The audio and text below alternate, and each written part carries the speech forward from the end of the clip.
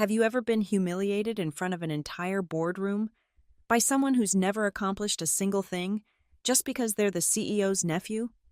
I stood there once, hands trembling, blood rushing to my ears, while his laughter echoed through the glass-walled conference room. They thought I'd stay silent. They didn't know I'd planted a $79 million technical bomb right under their feet, and with one click, his entire reputation, contracts, and career would collapse overnight. My name is Ava Mercer, and until 3 weeks ago, I was the invisible backbone of Blue Wave Technologies, the one who kept their $70 million infrastructure from imploding while executives played golf and talked about synergy. 34 years old, MIT graduate, 12 years of building systems that processed billions in transactions without a single critical failure. My code was poetry written in logic gates and security protocols, but to them, I was just employee number 4782, another name on the org chart, another resource to be optimized. The morning it happened started like any other. 7:30 a.m. sharp. I was already 3 espressos deep, reviewing deployment logs in the war room, what we called the windowless dungeon where real work happened. My fingers danced across 3 monitors, checking latency reports, security patches, load balancers. Everything hummed perfectly, as it always did under my watch. Then the Slack notification popped up. All hands architecture review, conference room Atlas, 9 a.m., mandatory. I should have known something was wrong when I walked in and saw the setup. 23 executives arranged like a tribunal. The Japanese investors from Tokuma Holdings sat rigid in their charcoal suits. Our CTO, Marcus Webb, avoided eye contact, and there, at the head of the table, lounging in the CEO's chair like he'd earned it, was Ethan Callaway. 27 years old, Wharton MBA that Daddy paid for, 3 months at the company, 0 commits to the codebase, but he had something I didn't, the right last name and his uncle's ear. "Ava!" Ethan's voice boomed across the room, performative enthusiasm dripping from every syllable. "So glad you could join us. I was just explaining to our partners about the inefficiencies in our current architecture." Inefficiencies, my architecture, the one that had maintained 99.99% uptime for 3 consecutive years. He clicked to the next slide. My code, my diagrams, covered in red circles and condescending annotations. As you can see, this legacy approach, what I call graveyard programming, is holding us back from true innovation. Legacy, I'd refactored that entire module 6 months ago using the latest frameworks. Perhaps, Ethan continued, his eyes finding mine with surgical precision, if we had engineers who understood modern paradigms instead of clinging to their comfort zones like parasites feeding off company resources. The room went silent. The Japanese investors shifted uncomfortably. Someone's coffee cup clinked against a saucer. "I'm sorry," I said, my voice steady despite the volcanic rage building in my chest. "Are you referring to the architecture that just passed Pentagon-level security audits?" Ethan laughed, that specific laugh reserved for people who've never faced real consequences. "See, this is exactly the kind of dinosaur thinking I'm talking about. Security audits? We need disruption, not paperwork, speed, not bureaucracy. Maybe if you spent less time hiding in your cave writing your little scripts and more time understanding business strategy." He turned to the Tokuma representatives. "This is why we're hemorrhaging opportunities. Dead-weight engineers who think elegant code matters more than market velocity." Mr. Yamamoto, the lead investor, frowned. "Callaway-san, we were under the impression Blue Wave's technical infrastructure was industry-leading." "It was," Ethan interrupted, "until it became a monument to mediocrity maintained by people who mistake job security for job performance." That's when he delivered the killing blow, looking directly at me. "Ava here is the perfect example. A fossil collecting a paycheck while real innovators are forced to work around her tangled mess of spaghetti code." Spaghetti code. My code that had 0 technical debt. My code that junior developers used as reference material. Mr. Yamamoto stood up. "We need to reconsider our position. The $79 million deal. 3 years of negotiations, gone. As the Tokuma delegation filed out, Ethan shrugged. Good riddance. We don't need investors who can't see the future. Marcus finally spoke. Ethan, that was completely necessary. Ethan cut him off. Sometimes you need to burn the old to build the new. I stood there, surrounded by 23 cowards who wouldn't meet my eyes, feeling the weight of public humiliation settle on my shoulders like a lead blanket. But underneath the shame, something else stirred, something cold and calculating. Ethan had no idea that every critical function in Blue Wave's infrastructure had my fingerprints on it. He didn't know about the compliance protocols I'd built, the dependencies I'd mapped, the kill switches I'd documented but never advertised. He thought he'd won. He thought I was nothing. He was about to learn that when you humiliate someone who controls the very ground you stand on, you better make sure they don't know where the fault lines are. Ethan Calloway was everything wrong with corporate America wrapped in a Tom Ford suit and doused in Creed Aventus cologne. I started studying him the way a biologist studies a virus, methodically, dispassionately, looking for weaknesses in his protein shell of privilege. He'd arrive every morning at 9:45 a.m., never 9. That was for peasants. Rolling up in his leased Porsche Taycan, the one with the custom plate reading DSRUPTR. His morning routine was performance art, the dramatic entrance through the lobby, the calculated pause at the security desk to chat with guards whose names he never remembered, the swagger toward the executive elevator while typing furiously on his phone about absolutely nothing. I watched from my desk as he held court in the open office, spouting TED Talk wisdom he'd absorbed through osmosis. We need to embrace radical candor, he'd announce, having never read Kim Scott's book. Let's leverage our core competencies for maximum synergy. Word salad dressed in confidence sauce. His LinkedIn was a masterclass in manufactured success. Thought leader, innovation catalyst, disruption architect. Every post started with, I was humbled today when, followed by transparent self-promotion. He had 40,000 followers, 39,000 bought from a click farm in Bangladesh. But who was counting? The tools he wielded were all surface, no substance. Slack became his megaphone for buzzword bingo. Let's huddle on this. We need to pivot. Time to scale our learnings. He'd create 17 Trello boards for projects he'd abandon within days. His Zoom backgrounds were carefully curated, sometimes a bookshelf filled with business books he'd never opened, sometimes a view of Manhattan he'd screenshot from Google Images. But what fascinated me most was his complete ignorance of how anything actually worked. He'd demand quick wins that required rewiring entire databases. He'd promise clients features that violated basic laws of computing. Once, I heard him tell a vendor we could blockchain the cloud infrastructure for maximum AI optimization. Even the vendor looked confused. He treated the engineering team like janitors, necessary evils who existed to manifest his visions into reality. He'd skip security briefings because that's what we pay the nerds for. He ignored compliance training, claiming regulations are just suggestions for people without vision. Every email from legal went straight to trash. Every warning about technical debt was dismissed as perfectionism paralysis. I documented everything, every dismissive comment, every skipped protocol, every time he overrode a security measure to make a deadline. Screenshots, timestamps, email trails. I collected them like evidence at a crime scene. The most telling moment came during a product demo. A client asked about our disaster recovery protocols. Ethan laughed, that same dismissive laugh from the boardroom, and said, Disaster recovery is for companies that expect to fail. We're built different. Built different. We were built on architecture I'd designed, systems I'd secured, code I'd optimized. He was standing on a platform I'd constructed, claiming he'd learned to fly. His uncle, CEO William Calloway, enabled every delusion.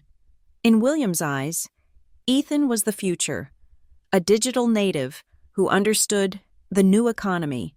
Never mind that Ethan thought GitHub was a social media platform and believed Python was just a programming language for beginners. I learned Ethan's patterns. He'd take credit for wins in public channels but bury failures in private messages. He'd schedule meetings at 4:30 p.m. on Fridays to minimize attendance, then claim unanimous approval for his ideas. He'd forward emails selectively, removing context that made him look bad. But his fatal flaw was his absolute certainty that people like me didn't matter. To him, I was background noise, a name on spreadsheets, a cost center to be optimized away once he found some offshore replacement or AI tool to do my job. He never bothered to learn what I actually did, never understood that every API call, every database query, every line of code that kept Blue Wave running had dependencies he couldn't see. He lived in PowerPoint and Excel, while I lived in the actual machinery that made his presentations possible. 3 days after the boardroom humiliation, I overheard him on a call. "Yeah, I'm cleaning house, starting with the Deadwood developers. That Ava situation? Handled it. She'll probably quit within a month. These technical types can't handle real corporate pressure." Technical types, as if understanding technology in a technology company was somehow beneath him. That night, I stayed late. Not unusual for me. But instead of debugging code, I was mapping dependencies. Every system Ethan had touched, every shortcut he'd taken, every compliance violation he'd committed in his rush to move fast and break things.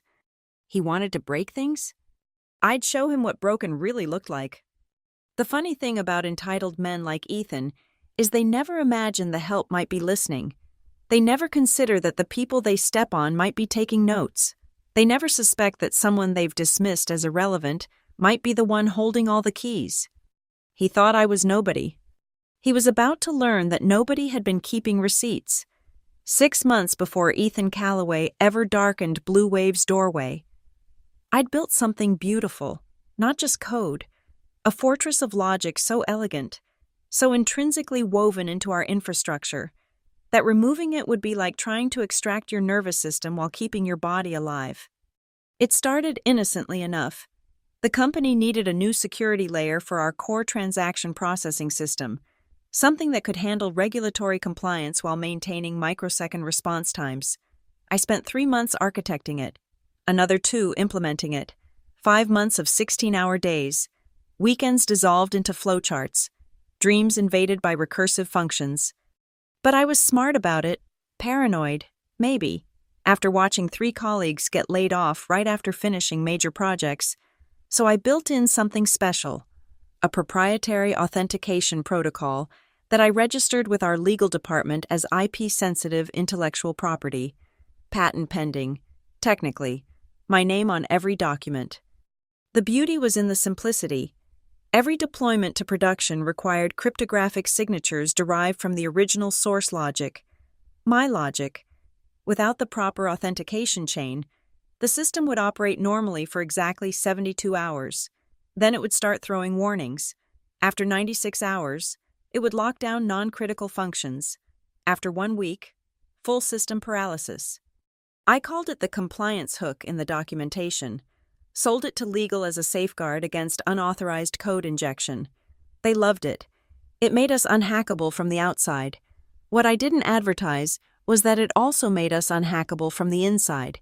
If someone tried to bypass the original architect's authority, the kill switch wasn't malicious, it was protective, like a biometric lock that only recognized its creator's fingerprints. Completely legal, completely documented, completely invisible unless you knew where to look. And Ethan? Ethan never looked at documentation.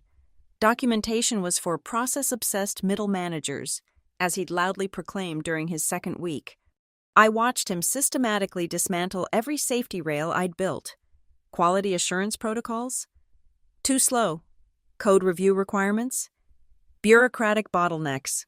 The mandatory 48-hour testing period before production deployment? Analysis paralysis. He created a new fast-track innovation pipeline, basically a backdoor that bypassed every security measure to push updates directly to production. He bragged about it in all-hands meetings, called it entrepreneurial thinking inside enterprise architecture. The first time he used it, I got an automated alert. Unauthorized deployment attempted. Signature verification failed. I could have stopped it then, Could have raised the alarm, but I wanted to see how far he'd go. He started making promises to the board. We'll cut deployment time by 80%. New features weekly instead of monthly. We'll be the fastest-moving enterprise tech company in the sector. To deliver on these impossible promises, he had his hand-picked team of boot camp graduates, kids who didn't know enough to question him, stripping out what he called redundant security features. They removed logging mechanisms because they slowed down the system. They disabled backup protocols because we're moving forward, not backward. Every violation triggered another silent alert in my monitoring system. A beautiful, horrible symphony of corporate self-destruction, all time-stamped, all logged, all traced directly back to Ethan's authorization credentials. The $79 million contract he'd scared away? That was just the opening act. Ethan had promised the board he'd recover that loss with a revolutionary new platform, Project Phoenix. He called it, rising from the ashes of outdated thinking. Project Phoenix was built entirely on my architecture, with all my security measures stripped away. It was like watching someone rebuild a Ferrari engine with duct tape and superglue, then promising it would win Formula One. He set the launch date for 3 weeks out, invited every major tech journalist, industry analyst, and potential investor. The demo would process real-time financial transactions at unprecedented speeds. Speeds only possible because he'd removed every safety check I'd built. I did the math. Project Phoenix would deploy on a Thursday at 2 p.m.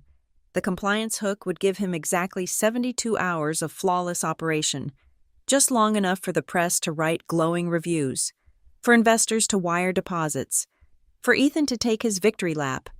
Then Sunday at 2 p.m., during the peak of his triumph, the first warnings would appear. By Monday morning, when the markets opened, when real money started flowing through the system, the gradual degradation would begin. By Thursday, exactly 1 week after launch, Blue Wave would be paralyzed. The beautiful irony? The solution was simple. All they needed was my signature to restore the authentication chain. But Ethan had publicly branded me as deadwood, a fossil, a parasite. How would it look when he had to come crawling to the nobody he'd humiliated to save his revolutionary platform? I updated my resume that night, not because I planned to leave, but because I wanted a record of everything I'd built at Blue Wave, every system, every protocol, every line of code that Ethan was about to destroy in his pursuit of glory.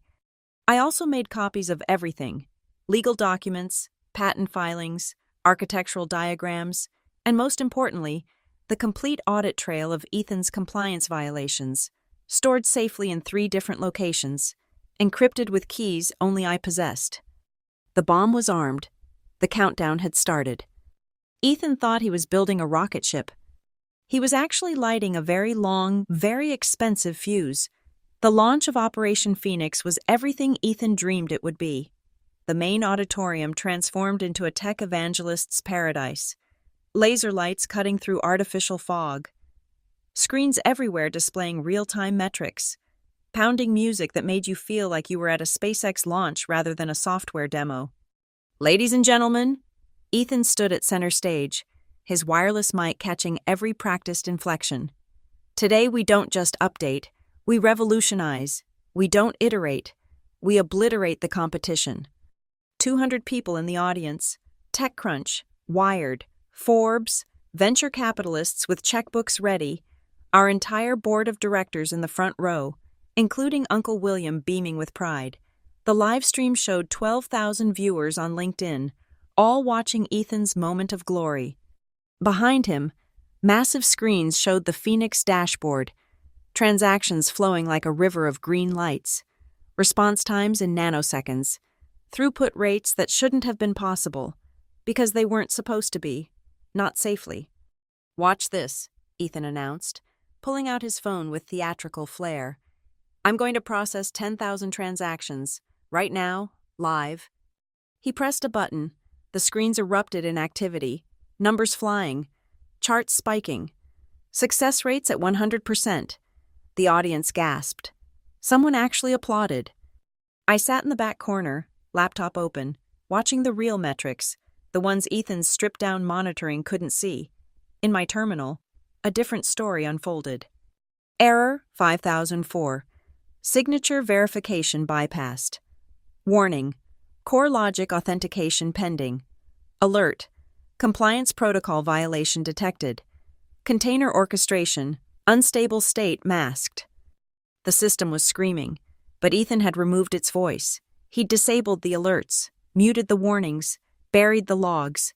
It was like watching someone drive a car at 200 miles per hour with the check engine light covered by duct tape.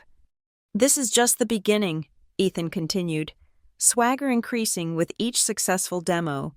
"By next quarter, every Fortune 500 company will be begging for our technology." My Slack flickered. A message from Jennifer in QA, one of the few competent people left who hadn't drunk Ethan's Kool-Aid. "Ava, are you seeing this? Prod mapping returning null values in shadow environment. Sandbox is going haywire." I typed back, "Document everything. Save local copies." Another message, this time from David in DevOps. "Container orchestrators are auto-terminating sessions every 12 minutes.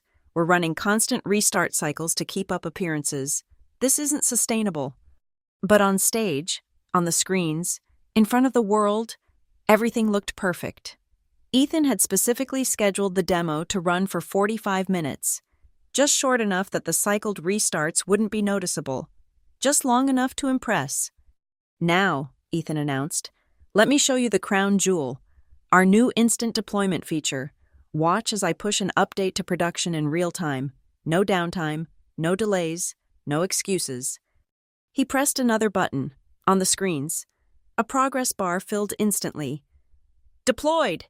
flashed in giant green letters. The audience erupted in applause. I checked my monitoring system. The deployment had bypassed 17 security protocols, violated 3 federal compliance standards, and exposed our entire database to potential SQL injection. But it was fast. God, it was fast. During the Q&A, a journalist asked about security measures. Ethan laughed. That same dismissive laugh that haunted my dreams.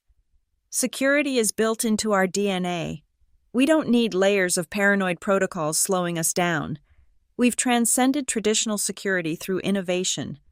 Transcended. We'd transcended security the way an airplane transcends gravity by running out of fuel. After the presentation, Ethan was swarmed by admirers. He was live streaming on LinkedIn. Hashtags flying. Hatch disruption, inaction, natch, innovation, unleashed, Phoenix rising, visionary leadership. "This is what happens," he said to his phone camera. "When you clear out the deadwood and let real innovators innovate, no more fossil engineers holding us back with their paranoid protocols and legacy thinking." The first real crack appeared 3 hours later. A minor glitch in the payment processing module. Transactions completing but not logging properly. Ethan's team scrambled to fix it, pushed a patch directly to production without testing.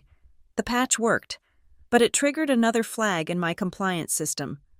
By 11:30 p.m., I was home, watching the cascade beginning in slow motion, error rates creeping up from 0.01% to 0.03%. Insignificant to anyone watching the dashboard, catastrophic to anyone who understood exponential decay. Jennifer messaged again. "API endpoints are starting to time out randomly. We're getting calls from enterprise clients about intermittent failures." "Tell them it's routine maintenance," I replied. "Let Ethan handle it." She sent back a laughing emoji. Then, "He's at a celebration party, posted Instagram stories from some rooftop bar, popping champagne." Of course he was. The king celebrating his coronation, unaware that his crown was made of paper and the throne was built on sand. I pulled up the authentication system logs. 72 hours until the first public warnings. 96 until partial shutdown. 168 until complete system failure. The countdown had started the moment Ethan pushed that first unauthorized deployment. My phone buzzed, an automated alert from the compliance system. Unauthorized production deployment detected. Grace period initiated. Authentication required within 72 hours to prevent service degradation. The same alert was buried somewhere in Ethan's inbox. marked as low priority, filtered into a folder he'd never check because he'd configured his email to ignore technical noise. I closed my laptop, poured a glass of wine, and sat by my window watching the city lights. Somewhere out there, Ethan was drunk on success and champagne, surrounded by people congratulating him on his vision, his boldness, his innovation. In 72 hours, he'd wake up to a very different world. The phoenix had risen. Soon, it would remember that phoenixes are born from ashes. And sometimes, they have to burn first. Carl Henson was the kind of engineer Silicon Valley forgot to celebrate. 53 years old, gray-bearded, still writing code instead of managing people who wrote code. He'd been at Blue Wave for 15 years, survived 4 CEOs, 6 pivots, and countless revolutionary initiatives. He knew where all the bodies were buried because he'd helped dig most of the graves. Carl had been watching the Phoenix launch from his desk, not the auditorium. While everyone else watched the show, he watched the logs, and Carl, unlike Ethan, actually read logs. It started with curiosity, a simple question. How had Ethan achieved those impossible response times? Carl pulled up the system architecture, expecting to find some new optimization, some clever caching mechanism. Instead, he found absence, missing security layers, deleted validation protocols, entire modules simply gone. "What the hell?" he muttered, diving deeper. He traced through the Git history, following the trail of commits, each one attributed to Ethan or his hand-picked team, each one removing another piece of my original architecture. It was like watching someone perform surgery with a chainsaw. But something else bothered Carl. The system was still running, badly, yes, but running. That meant the core logic was intact, just exposed, naked, like someone had taken a tank and removed all the armor plating to make it faster. He needed the original documentation, the real blueprints, not the sanitized versions Ethan had been showing investors. Carl knew where to look. The old filing cabinet in the abandoned corner of the 3rd floor, where Blue Wave stored physical copies of critical documentation for legal compliance. Nobody went there anymore. Everything was digital now, everything except the legally binding originals. At 2:15 a.m. on Saturday, Carl stood in that dusty corner with a flashlight, pulling binders from 2024. He found it in the 3rd cabinet, a pristine black binder labeled Core Transaction Processing Architecture v3.0, property of Blue Wave Technologies. Architect, Ava Mercer. 76 pages of pristine documentation, flowcharts that looked like art, logic sequences that were poetry and Boolean. And there, flagged with legal tabs, section after section marked patent pending and intellectual property protection. Carl flipped to Appendix C, Compliance and Authentication Protocols. His flashlight trembled as he read. Any modification to the core logic requires authenticated signature from the original architect. Unauthorized deployments will trigger graduated system protection, beginning with warnings at 72 hours, progressing to full system lock at 168 hours. This protection is legally binding under IP Contract 2024 BW 0847, signed by Chief Legal Officer Diana Reed. He photographed every page with his phone. Then he went back to his desk and did what Carl did best. He investigated. Cross-referencing the current production code with Ava's original architecture was like comparing a Monet with a child's finger painting. Ethan hadn't just modified the system, he'd butchered it. But the bones were still there, still Ava's, still protected by that authentication protocol. Carl found the contract in the legal database, Diana Reed's digital signature glowing at the bottom, ironclad. Any unauthorized use of Ava's architecture would constitute IP theft, with personal liability extending to whoever authorized the deployment. He checked the deployment logs, every single one signed with Ethan's credentials, his digital fingerprints all over the crime scene. At 9 a.m. Monday morning, Carl knocked on Diana Reed's door. Diana was old-school legal, the kind who actually read contracts instead of just rubber stamping them. She listened to Carl's explanation, examined his evidence, her expression growing graver with each page. "You're telling me," she said slowly, "that Ethan deployed proprietary, IP-protected code to production without the architect's authorization?" 73 times in the last week alone, Carl confirmed, showing her the logs. Diana pulled up the compliance system on her computer. There it was, buried in a folder marked low priority. Dozens of authentication warnings, all ignored, all traceable to Ethan. "This is," Diana paused, choosing her words carefully, "catastrophic. If this authentication fails, if the system locks, we're not just facing downtime, we're facing lawsuits, regulatory violations. The SEC could—" She didn't finish. She didn't need to. "The $79 million contract with Tokuma Holdings," Carl added quietly, "the one we lost? They could claim we negotiated in bad faith if our entire system is built on violated IP." Diana's face went white. She picked up her phone, then put it down. "I need to verify this independently. If what you're showing me is accurate—" "It is," Carl said. "Every timestamp, every log entry, every line of code, it's all there." Diana stood up. "Don't discuss this with anyone, not even Marcus. I need to convene an emergency legal review. If Ethan really did this—" "He did," Carl said. "And Diana? The first authentication warning was 70 hours ago. We have less than 2 days before the system starts degrading." Diana's hands were already reaching for her phone. "Get me everything. Every document, every log, every piece of evidence. And Carl, find out if Ava Mercer is still reachable." Carl smiled grimly. "Oh, I have a feeling she's been waiting for this call." As he left Diana's office, Carl passed Ethan in the hallway. Surrounded by his usual entourage of sycophants, Ethan was loudly explaining how he'd revolutionized enterprise deployment. Carl said nothing, but he made sure to make eye contact, to hold it just a second too long, long enough for Ethan's smile to flicker, for a shadow of doubt to cross his face. The investigation had begun. The fuse was burning faster now. And Carl Henson, the forgotten engineer, the gray-beard who still read documentation, had just lit a match under Ethan's $79 million house of cards. The fire drill wasn't scheduled. That should have been Ethan's first clue. At 11:45 a.m. on Tuesday, the alarm shrieked through Blue Wave's offices, sending 200 employees shuffling toward the exits with practiced annoyance. "Seriously?" Ethan complained to his entourage as they filed down the stairs. "We have the Phoenix momentum going and they pull this bureaucratic BS?" I watched from across the courtyard as people gathered in their designated assembly areas, but something was off. Carl Henson wasn't with his usual group. He was standing by the executive assembly point, right next to my old desk visible through the floor-to-ceiling windows of the 3rd floor.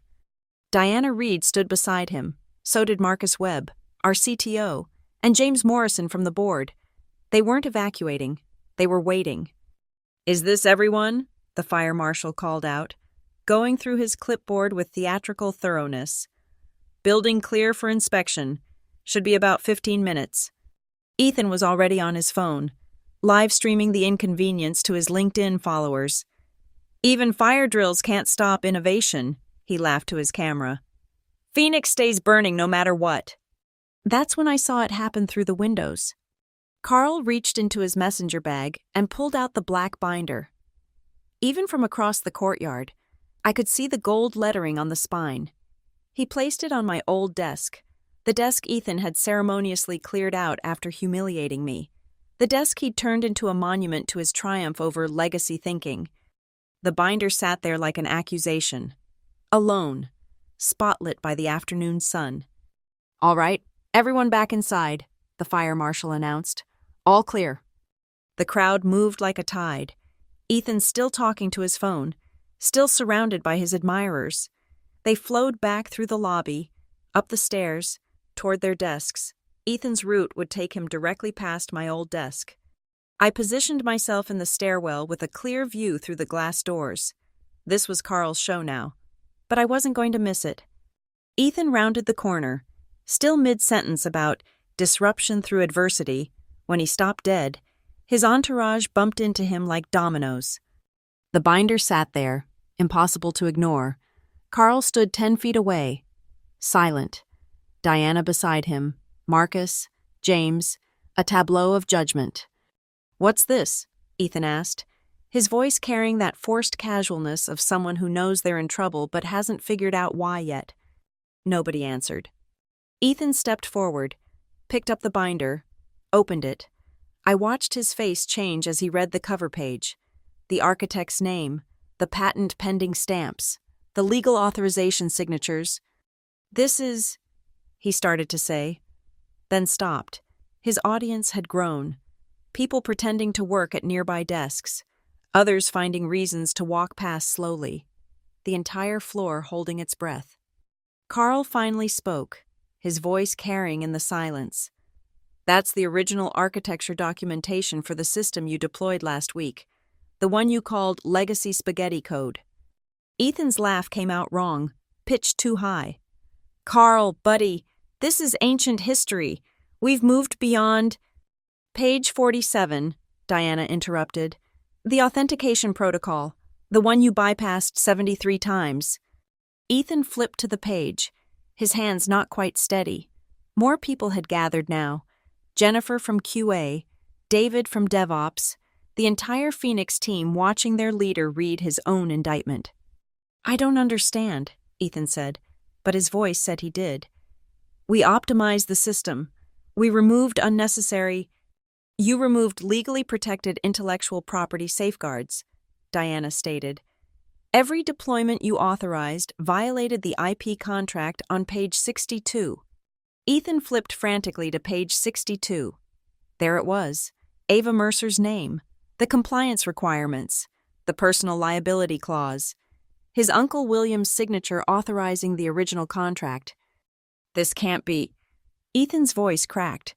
"Nobody told me about—" "It was in every compliance email you deleted," Marcus said quietly. "Every security briefing you skipped, every warning you marked as low priority." The silence stretched like a taut wire.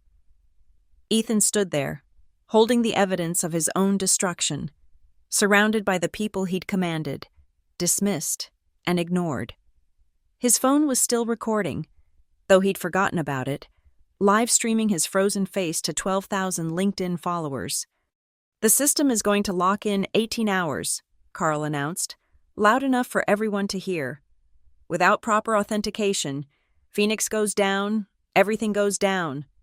"Then we'll get the authentication," Ethan snapped, desperation bleeding through. "Where's Ava? Get her in here and—" "You fired her," Jennifer said from the crowd. "Remember? Called her a parasite, a fossil, deadwood." "I didn't fire her. I just—" Ethan trailed off. He'd made my life hell hoping I'd quit. Everyone knew it. Everyone had watched it happen. "She's the only one who can restore the authentication," Diana said, "and she's under no legal obligation to do so. In fact, given the violations, she could sue for IP theft. Criminal charges aren't off the table." Ethan's phone slipped from his hand, clattering on the floor. Camera still rolling. Someone in the crowd gasped. Others pulled out their own phones, documenting the moment. Ethan Calloway, the disruption architect, the innovation catalyst, discovered he'd built his kingdom on someone else's land. "Fix this," Ethan said to Carl, to Diana, to anyone.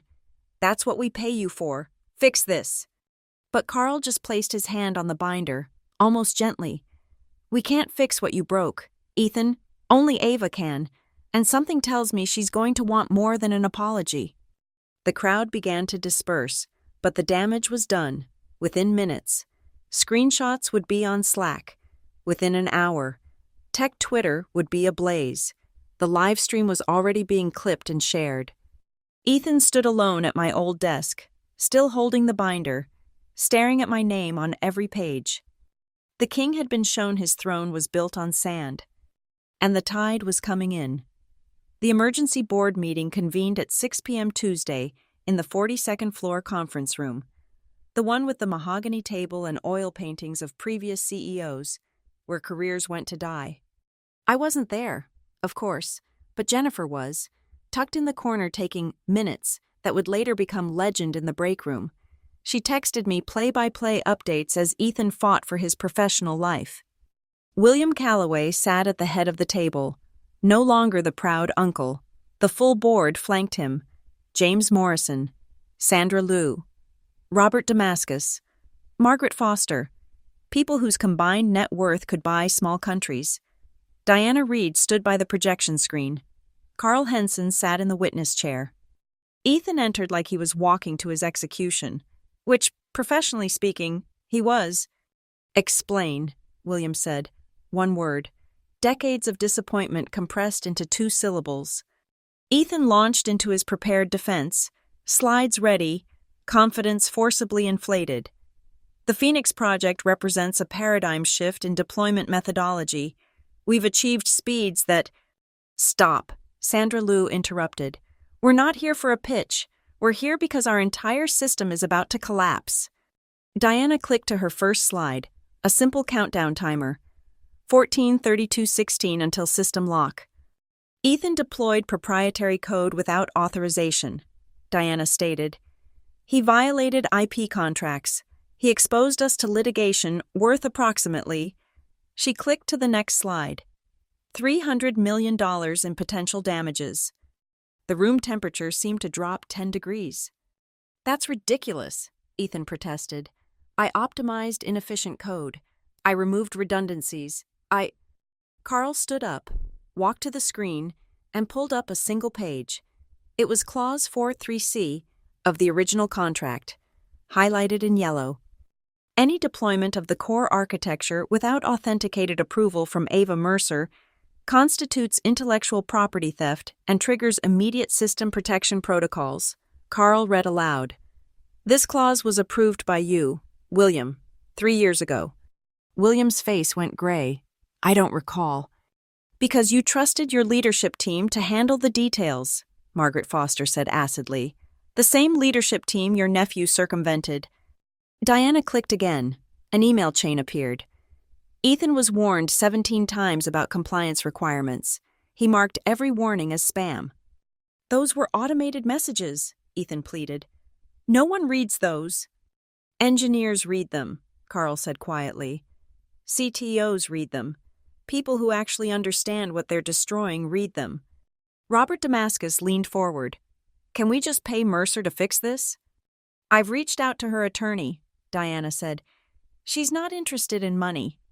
"Everyone's interested in money," Damascus insisted. "Not someone you publicly humiliated," Sandra Liu observed. "Not someone whose reputation you destroyed while stealing their work." The room went silent.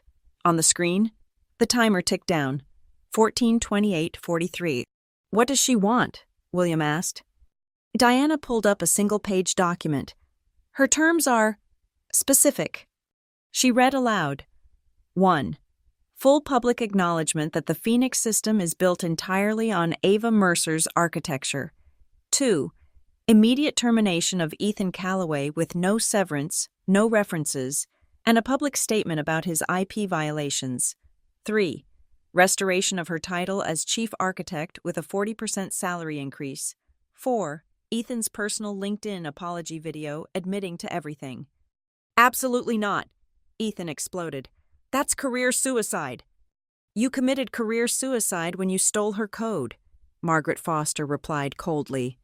James Morrison pulled up his phone. "The Phoenix failure is already trending on Reddit. Someone leaked the live stream of the confrontation. Our stock futures are down 7% in after-hours trading." "If the system locks tomorrow," Diana added, "we lose every enterprise client. The Tokuma deal becomes a lawsuit. The SEC investigates. We're looking at—" "Total collapse," William finished. He looked at Ethan, and for a moment, the uncle showed through the CEO. "How could you be so stupid?" "I was trying to innovate," Ethan's voice cracked. "Everyone said we needed to move faster, be more agile." "Not by stealing," Sandra Liu cut him off. "Not by destroying the foundation while painting the walls." Carl pulled up another document. "There's more. Ethan's optimizations created 17 critical security vulnerabilities. We're not compliant with federal regulations anymore.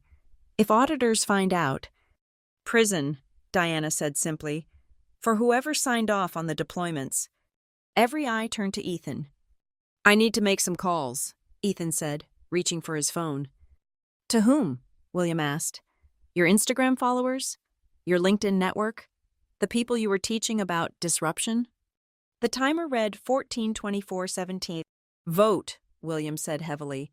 All in favor of accepting Mercer's terms? 5 hands rose immediately. Ethan, William said, you're terminated effective immediately. Security will escort you out. Diana, draft the public statement. Carl, beg Mercer to save us. What about my options? Ethan demanded. My equity? I'm owed? You're owed nothing, Margaret Foster said. Check your employment contract. IP theft voids everything. Ethan stood up, shaking. This is a witch hunt. I'll sue. You'll do nothing, William said quietly. Except hope Ava Mercer is more merciful than you were. 2 security guards appeared at the door. Ethan looked around the room one last time, at the people he'd thought were his subjects, his kingdom, his future. Uncle William, he started. Don't, William replied. Just don't. As Ethan was escorted out, Jennifer texted me. He's crying, actually crying, walking past everyone he humiliated. The timer on the screen read a 19:33. The board sat in silence, watching the seconds tick away, waiting for Carl to call me, waiting to learn if I'd saved the company that had let Ethan destroy me. They were about to learn what disruption really meant. My phone rang at 7:23 p.m. Tuesday. Carl Henson's name on the screen. I let it ring 3 times before answering. Ava, Carl's voice was carefully neutral. I assume you know why I'm calling. The timer shows 13 hours and 7 minutes, I said, looking at my laptop screen where I'd been monitoring the countdown all day. Cutting it close, aren't you? The board has accepted your terms, all of them. I smiled at my reflection in the window. Including the LinkedIn video? Ethan's already recording it. Diana's standing over him with the script you provided. The script I'd written 3 days ago, knowing this moment would come, every word crafted to ensure Ethan Calloway would never work in tech again. Send me the signed termination papers and the board resolution, I said. I'll need to verify them before I restore anything. Within 10 minutes, the documents arrived. Ethan's termination, effective immediately, for cause, the public statement acknowledging my architecture, the salary increase, actually 45%, not 40. They were scared. But the crown jewel was the video.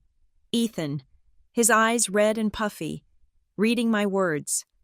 I, Ethan Calloway, publicly apologized to Ava Mercer for stealing her intellectual property, claiming credit for her work, and damaging her professional reputation.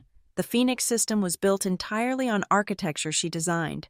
I am resigning in disgrace, and I encourage everyone in tech to remember that innovation without ethics is just theft with better marketing. It had already been posted. The comments were pouring in. His 40,000 fake followers couldn't save him from the real ones tearing him apart. I opened my authentication portal and began the restoration process, one by one. I input the cryptographic keys, watch the system recognize its creator, watch the warnings dissolve. The timer stopped at 12:34:56. Phoenix wouldn't die, not today. At 8 a.m. Wednesday, I walked back into Blue Wave Technologies. Same building, same elevator, but everything had changed.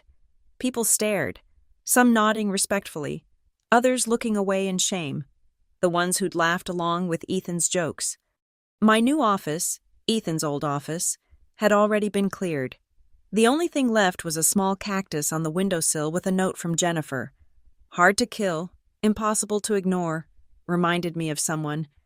Carl stopped by around noon. The Tokuma delegation wants to reconsider. They were impressed by how you protected your IP. Tell them the price went up, I said.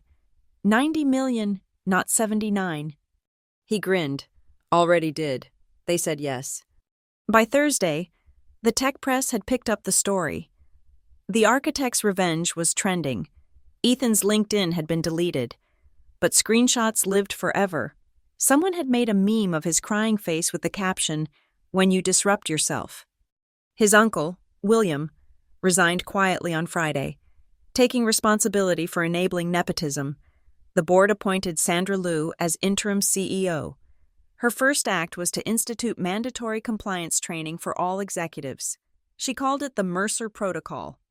I found out later that Ethan had moved back to his parents' house in Connecticut. His Porsche had been repossessed. It was leased through the company. His startup dreams were dead. No VC would touch him. Last I heard, he was working at his father's real estate firm, showing condos to retirees.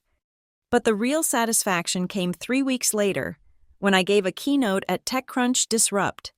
The title, Building Architectures That Defend Themselves. I stood on that stage, looking out at 1,000 faces, and said, innovation isn't about moving fast and breaking things. It's about building things so well that when someone tries to break them, they break the person instead. The applause was thunderous. In my pocket, my phone buzzed with a notification. Another recruiter, another offer, another company that suddenly understood the value of good architecture and better documentation, but I wasn't going anywhere. Blue Wave was mine now, in every way that mattered. That night, I sat in my apartment, looking at the city lights, thinking about Ethan's favorite phrase, disruption is the future. He was right about one thing. Disruption was the future. He just never imagined he'd be the one getting disrupted. The $79 million deal closed the next month. Actually, $93 million by the time we finished negotiations. The Japanese appreciated what they called structural integrity in architecture and in character. Carl asked me once if I felt guilty about what happened to Ethan. I told him the truth. He had 73 warnings. I only needed one. The cactus from Jennifer still sits on my windowsill.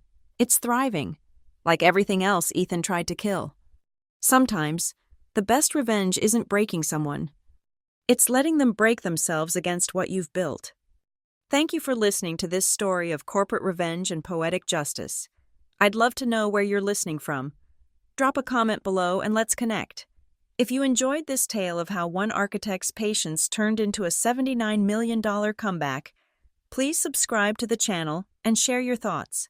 Have you ever witnessed or experienced workplace karma like this? Let me know in the comments.